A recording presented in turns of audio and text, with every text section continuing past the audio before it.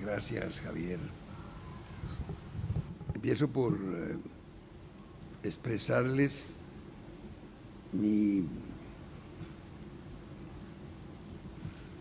pesadumbre ante la exposición que acaba de hacernos el profesor Pérez Llorca. Pesadumbre porque me dejó sin discurso. Era lo que yo pensaba decir. Y eso en mi vida política, profesor, y queridos amigos,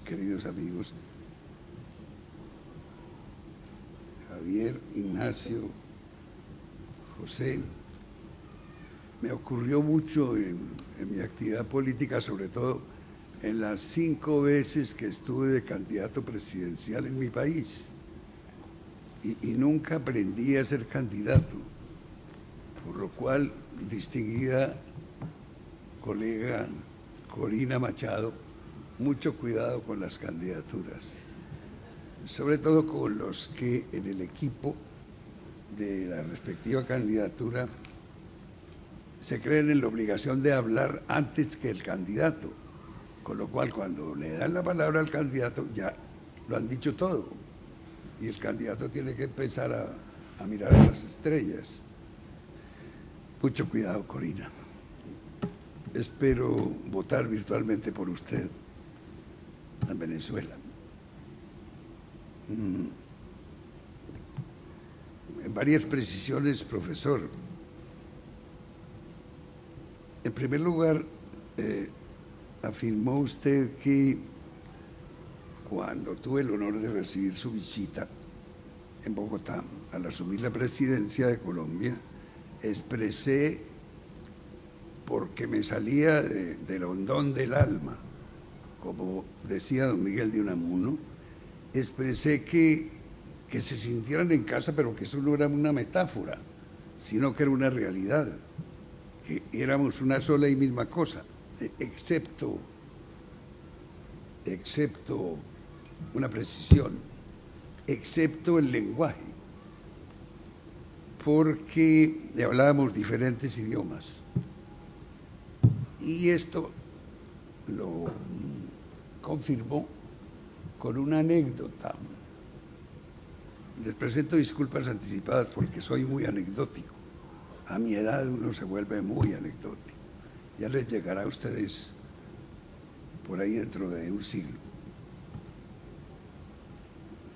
Y es que en la época de Franco formó varios equipos que fueran, sobre todo por el mundo americano, a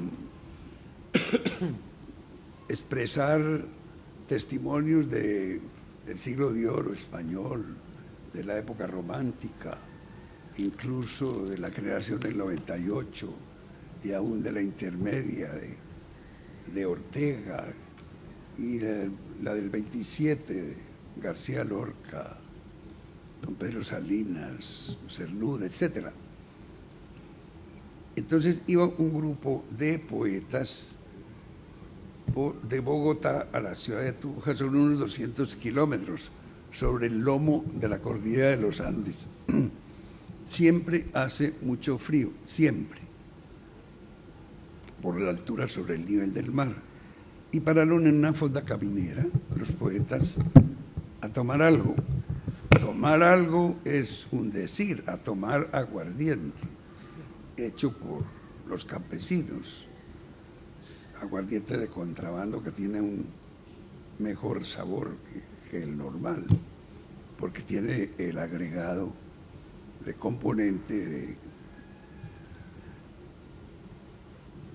del engaño y del fraude.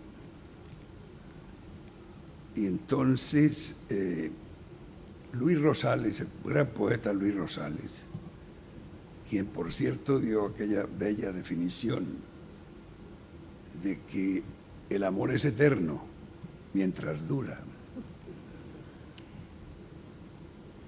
Y veían al campesino de la fonda que le servía los aguardientes en éxtasis, mirándolos por fuera de las copas. Entonces el conde Foxá, Agustín de Foxá, le dijo, al señor le gusta la poesía. Le dijo, sí, me gusta, dijo el campesino de la fonda. y le agregó inmediatamente, porque los señores son españoles. Y Foxá le dijo, sí, sí, somos españoles. ¿Y usted cómo lo supo? Y el campesino le dijo, pues por el dialecto que hablan. La C y la Z. Entonces, salva esa excepción, el dialecto, sí somos una sola y misma cosa. Y otra precisión, para Cayetana, también leído su pensamiento por José, por Javier Zarzalejos, se le fue la mano, pero también anoche se nos fue la mano, con 4 goles, 2 eran suficientes, el resto fue sevicia futbolística, sin duda. Y en las palabras que expresó Cayetana, había por supuesto mucha exageración, y es que ella sabe que yo soy de una región de Colombia que se llama Antioquia, nos dicen los paisas, y en Colombia dice que somos muy exagerados, y yo que vivo casi toda mi vida en Bogotá, siempre he dicho en foros académicos bogotanos que no somos exagerados, sino muy realistas. Pero nos dicen que somos exagerados porque sostenemos, yo lo hago de continuo, de que en Antioquia, en Medellín, trabajamos muy duro todo el año, con el objeto de que los bogotanos vivan muy bien todo el año sin trabajar. Y se enfurecen los bogotanos, como es obvio. Pero siempre les sostengo que es una realidad, que no hay parafurias. Y que tenemos las mujeres más bellas de Colombia en Medellín. Y el interlocutor dice, entra en una duda metódica cartesiana. Y dice, no, las más bellas, sí hay mujeres muy bellas en Medellín. Pero después de un momento de dubitación y de perplejidad, corregimos. Las más bellas de Colombia después de las caleñas, claro. Y que tenemos la catedral más grande del mundo en Medellín. Y el interlocutor dice, pero esto ya sí es una vileza, un abuso. Y apenas si el interlocutor sufre unos 5 minutos, le corregimos. La más grande del mundo en adobe. Y salimos del problema de San Pedro en Roma. Entonces sí, muchas gracias a Cayetana y a Javier Zarzalejos y al profesor por sus esas sí exageradas ponderaciones.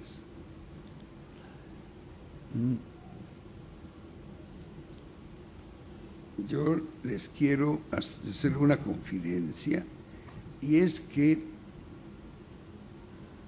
he venido asistiendo a todas las conferencias de este ciclo, porque estoy haciendo un curso intensivo sobre el curso, sobre este curso.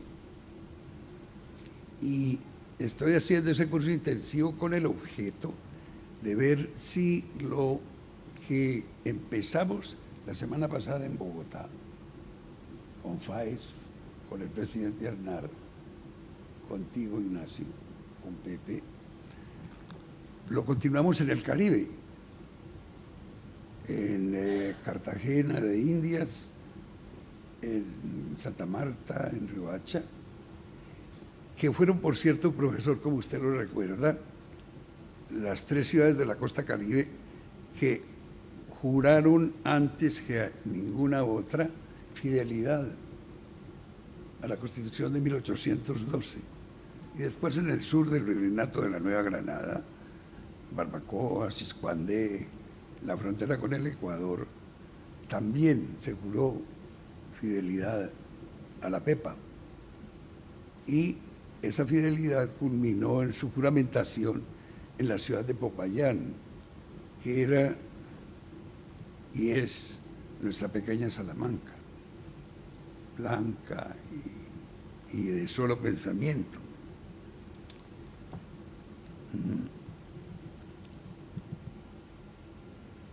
Y entonces, como un homenaje a la PEPA, quiero tratar de repetir en el Caribe colombiano, en varias universidades muy serias, casi psicorrígidas, en las que soy profesor,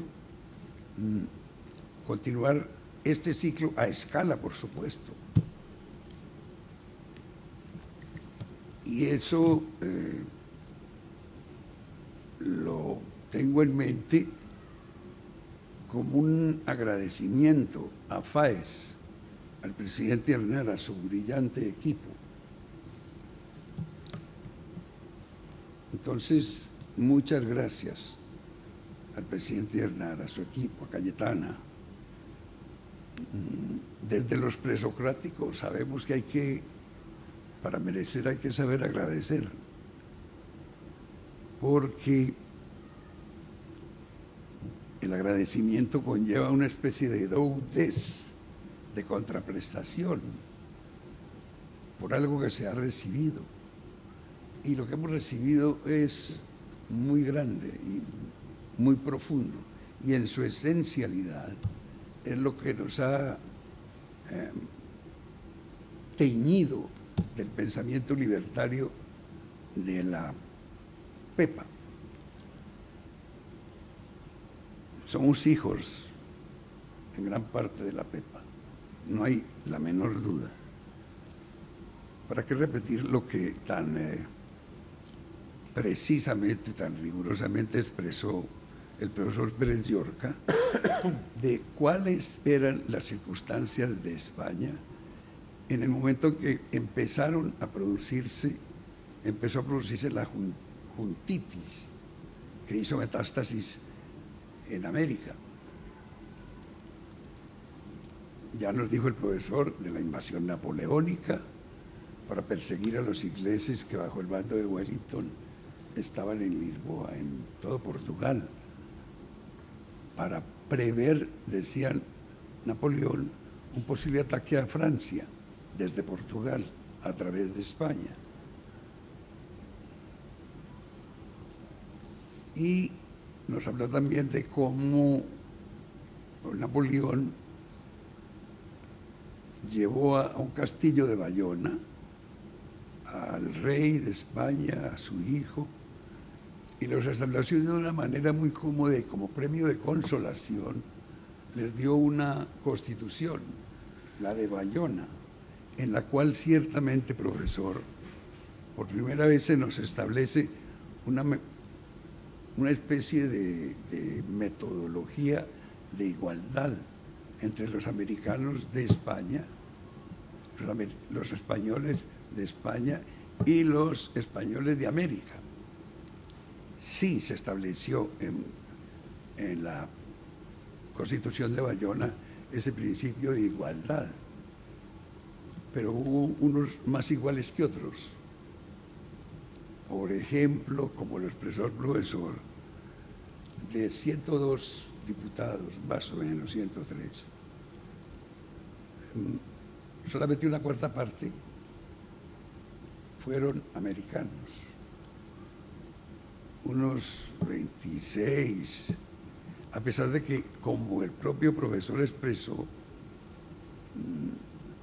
eran en España 11 millones y en América 16 y medio, de manera que había unos más iguales que otros. El disfavor era muy visible y se nos daba contentillo, que no alcanzaba a contentarnos, porque ya nos habíamos alimentado muy nutritivamente con la Ilustración. La Ilustración, como ustedes saben, una palabra sobre la Ilustración, a brocha gorda, desde Heródoto y desde Homero, desde la Ilíada y la Odisea, hay siempre apelaciones a los dioses.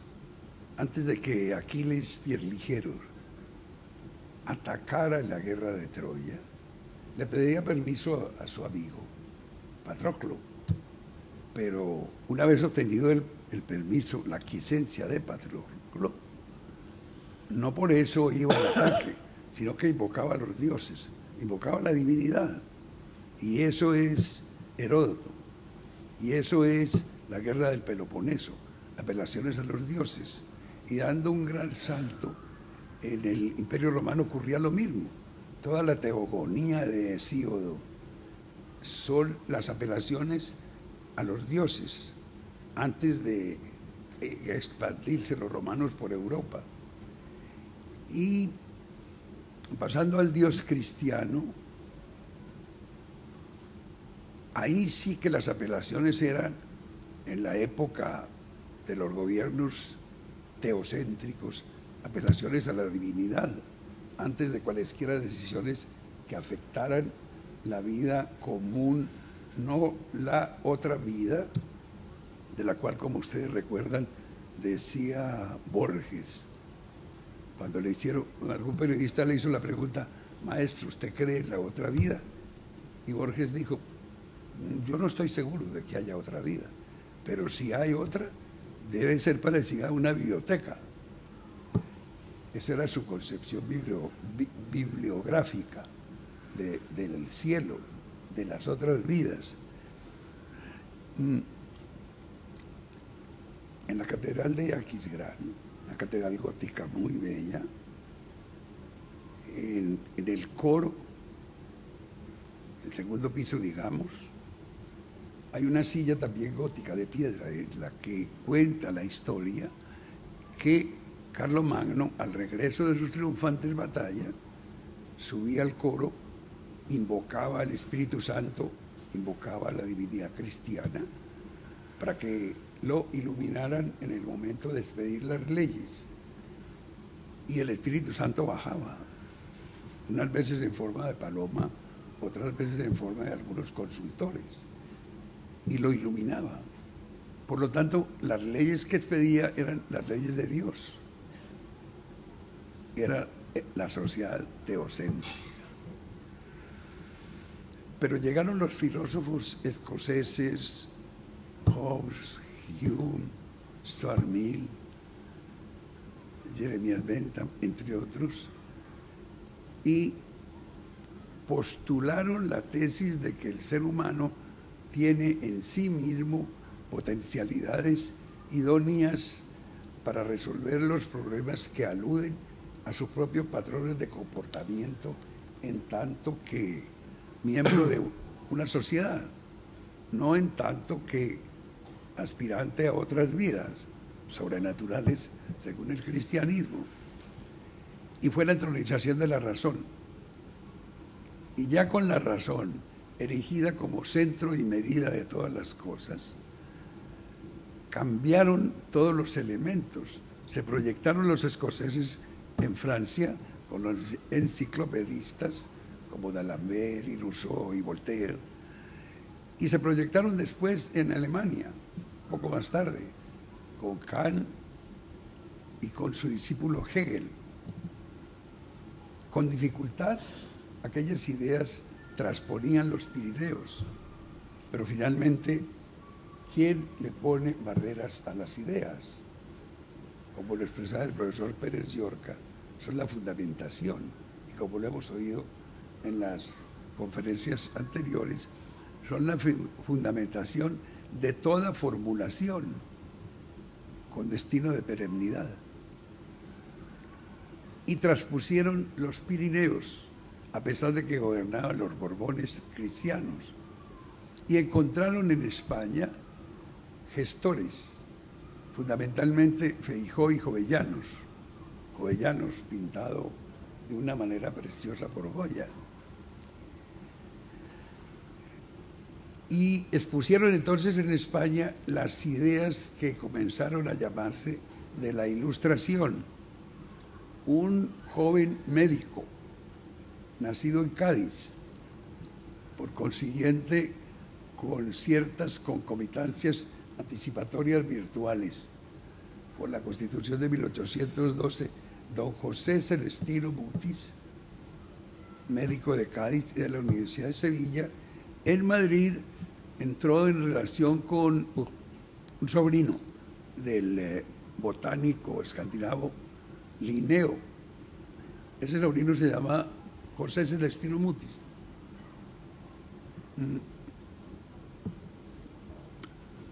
Había aparecido siglos antes el Quijote, la primera y la segunda parte habían aparecido a comienzos del siglo XVII. El virrey nombrado para ese momento, en la mitad del siglo XVIII, tenía mucho miedo de viajar a la América continental, a los territorios recién descubiertos, porque habían aparecido también los relatos de Pigafetta, que le sirvieron a García Márquez de parte de su discurso de aceptación del premio Nobel en Estocolmo. Relatos de Pigafetta en el cual habla de los monstruos en la Patagonia y de las mujeres del Amazonas que se cercenaban los pechos con el objeto de disparar mejor el arco. El virrey entró en pánico, sin embargo estaba atraído por lo real maravilloso que contaban los relatos de Indias. En ese momento encontró un médico que no tenía temor y se llamaba Mutis y quería viajar a la América. Entonces, en el último año del siglo XVII, el siglo XVIII, en 1760, en diciembre, don José Celestino Mutis viajó a Cartagena de Indias. ¿Qué llevaba? El mandato de la Casa de Contratación de Sevilla de un gran herbario y una gran expedición botánica, como las que ya existían en Nueva España, que era México, en Cuba y en el Perú. Llegó a Cartagena de Indias, desde ahí envió la primera requisitoria, que era como se llamaban aquellos mensajes, a la corona y a la Casa de Contratación de Sevilla. Aquí estoy ya, en territorio americano, a disposición de la Casa de Contratación de Sevilla para acometer la empresa del Gran Herbario y de la Real Expedición Botánica. La organización administrativa de entonces no era la más diligente. Sin embargo, los distintos requerimientos de Mutis a la corona para la Real Expedición Botánica, formulados, digamos, al comienzo de 1760, fueron rápidamente respondidos por la corona, 23 años después. Recientemente fueron a Bogotá unos empresarios catalanes y vascos y estaban muy entusiasmados con las posibilidades de inversiones españolas en España, en América y particularmente en Colombia. Se me quejaron, desgraciadamente, el papeleo. Y les dije, claro, si lo aprendimos de ustedes y lo mejoramos. Llega Mutis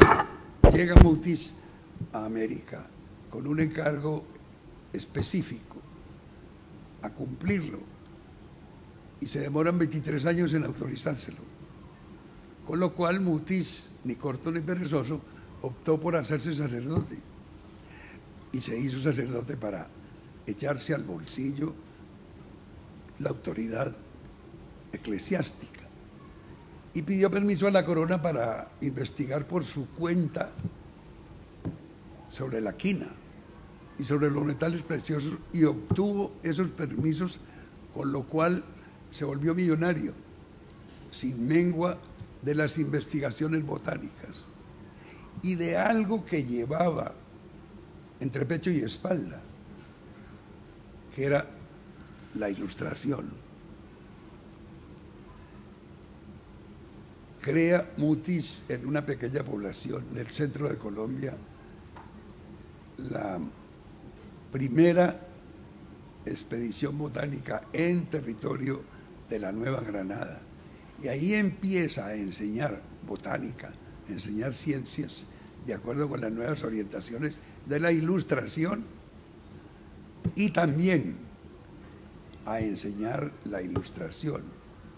Mutis era, por supuesto, monárquico.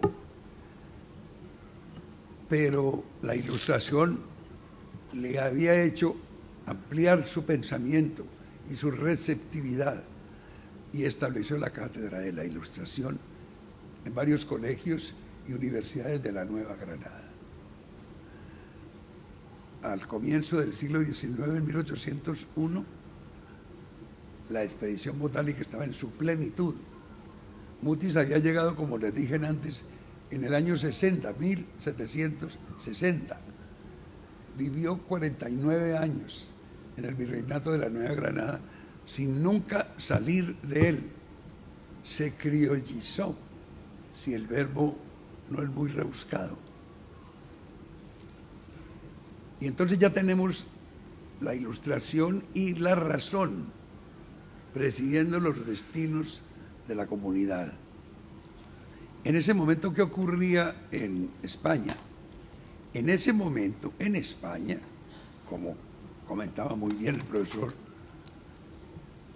en ese momento en España se asistía a la ocupación del territorio español por los napoleónicos y al reinado de segunda clase del hermano del emperador Napoleón, José Bonaparte, a quien, como saben ustedes, el sentido común y un tanto frívolo de los españoles le puso el apodo de Pepe Botellas, por su afición al buen vino de La Rioja, y quizá intuía a los de Ribera del Duero también. En la colección de Goya, en el Museo del Prado, entre los muchos Goyas preciosos, aparece uno, que es el de los fusilamientos en Madrid del 2 de mayo de 1808. Y aparece el hombre de la camisa blanca, con los brazos en alto, como en cruz, no pidiendo clemencia, sino con asombro, pero con arrojo. Esos fusilamientos que se produjeron en ese momento y que esa noche, en contrario de la noche eufórica de anoche, y que esa noche el propio Goya, ya sordo, recorrió por los mentideros de Madrid donde estaban enseñoreados los laponiólicos y recogió en otros lienzos aquellos fusilamientos. En esos fusilamientos estaban fusilando también los franceses el carácter hispánico de los criollos en el virreinato de la Nueva Granada y en América entera, como bien lo expresara el profesor Pérez Llorca. Aquello ocurrió hace algo más de 200 años. El 24 de septiembre de 1810, tal como lo relató el profesor Pérez Llorca, se instalaron en la Real Isla de León las Cortes Generales y Extraordinarias de la Nación Española. Asistieron entre 102 y 105 diputados, de los cuales 26 representaban 10 provincias americanas: Nueva España, Perú, Buenos Aires, Guatemala, el Virreinato de la Nueva Granada, Chile, Venezuela, Puerto Rico y Santo Domingo. Los 3 diputados de la Nueva Granada fueron Juan José Mateos Arias Dávila, de Santa Fe de Bogotá, José Mejía Lequerica, de Quito, y Domingo Caicedo Izal, de Santa María de Santa Fe de Bogotá. Desde el día siguiente, como lo expresó el profesor, el 25 de septiembre, la soberanía nacional de España se transfirió a las Cortes, y una disposición de aquellos días incluso estableció, a instancias de Mejía Lequerica, que a las Cortes se les debía decir majestad. Majestad concomitantemente con majestad, que era ya un retoricismo a los reyes.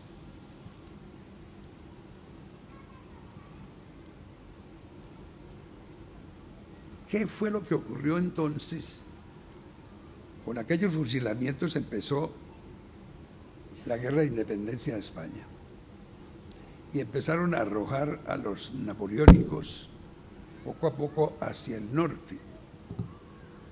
Hay un personaje sui generis, que es Juan García el Empecinado, que era un campesino que en Asturias, de noche, formaba en los picos de Europa, hacía formaciones de grandes riscos, grandes pedruscos.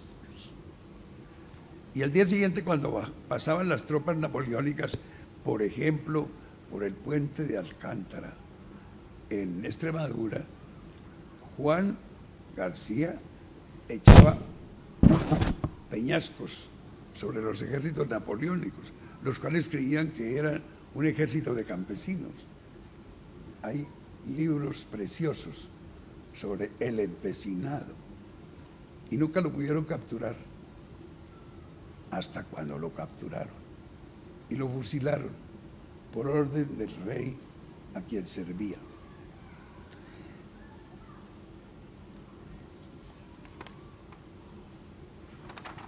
En los Estados Unidos, entre tanto, en el año 83, 1783, en la batalla de Yorktown, inspirados en la prevalencia de la razón proclamada por los filósofos europeos, los revolucionarios franceses habían arrasado en sangre y fuego desde el 89 con las instituciones en París, la Declaración de Derechos del Hombre y Ciudadano, y exaltado la tríada de libertad, igualdad, fraternidad. El contexto atlántico, las situaciones en España, a pesar de que no existía el Twitter ni existía el Facebook, se transmitían con mucha rapidez, con mucha velocidad. Y entonces, las juntas que se iban creando en España en esa primera década del siglo XIX para combatir a los franceses, se creaban al mismo tiempo en América. Entonces, el primer agradecimiento a las Cortes de Cádiz, antes que a la Pepa, antes que a la Constitución de 1812, es a las Cortes. Como lo dice muy bien el presidente Aznar en el prólogo a un libro de Miguel Ángel Cortés, en ese momento lo que se hacía por las Cortes de Cádiz era establecer como principios fundamentales en la existencia del ser humano, establecer los principios de libertad y de igualdad y de fraternidad sin los prerequisitos sanguinarios de la Revolución Francesa de 1789 y trasplantarlos a América, de manera que antes de que se produjera la Carta de 1712 en Cádiz, la Pepa, se produjeron constituciones, 3 constituciones en América. En el solo virreinato de la Nueva Granada, la Pepa fue en 1812. Y como ustedes saben, el nombre de la Pepa fue porque fue proclamada y promulgada el 19 de marzo, día de San José, San Pepe.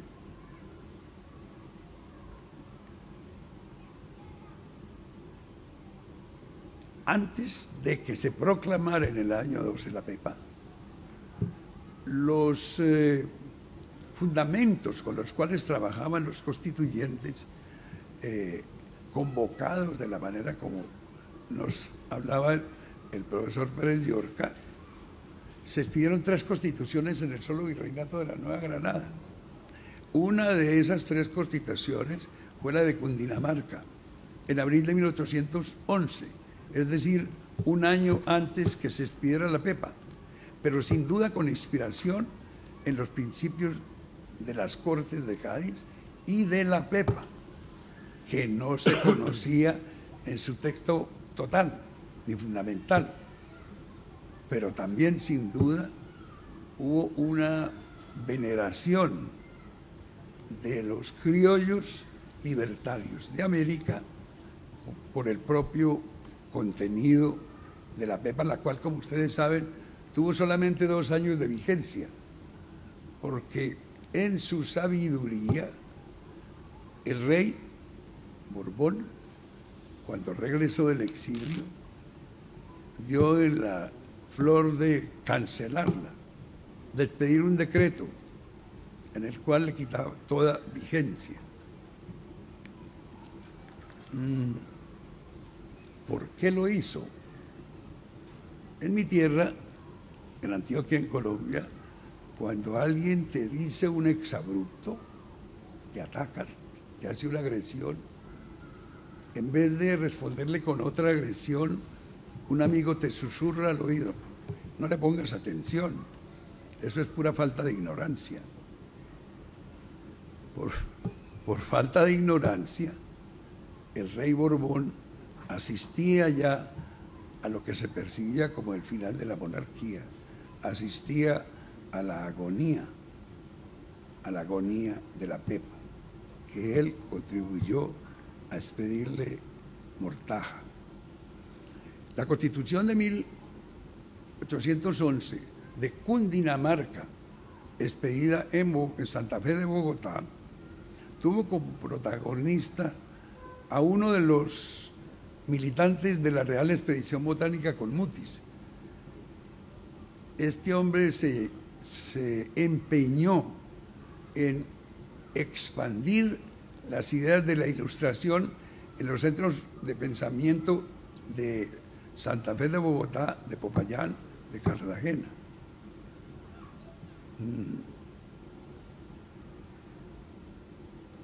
Era un rico hacendado cuyos padres, por supuesto, eran de origen español. Un rico hacendado que en la Real Expedición Botánica de Mutis aprendió las ideas de la Ilustración. Recibió varios doctorados en el Colegio Mayor de Nuestra Señora del Rosario en Bogotá, que es una universidad que fue creada 100 años antes de la Universidad de Harvard y que es una universidad con un carisma y con una sabiduría fundamentales. Él recogió las ideas de la pepa, recogió las ideas de las Cortes de Cádiz, porque se educó también en Madrid, donde estudió varias carreras. Y cuando regresó, aplicó todo su saber y todo su inmenso capital a la fundamentación de las nuevas ideas aprendidas en las Cortes de Cádiz. Loor, por tanto, a las Cortes de Cádiz y loor a la pepa. En aquella Constitución de 1811, Constitución de Cundinamarca, se estableció la primera metástasis. Todavía con el régimen español, la primera metástasis de las Cortes de Cádiz y de la pepa. Loor a la pepa, que no obstante no haber sido la primera en su vigencia, sí fue la primera en iluminar con sus asistentes, una cuarta parte de ellos miembros de instituciones del virreinato de la Nueva Granada. Suspendo aquí para que tengamos tiempo de preguntas, sobre todo al profesor Pérez Llorca, no a este servidor. Muchas gracias.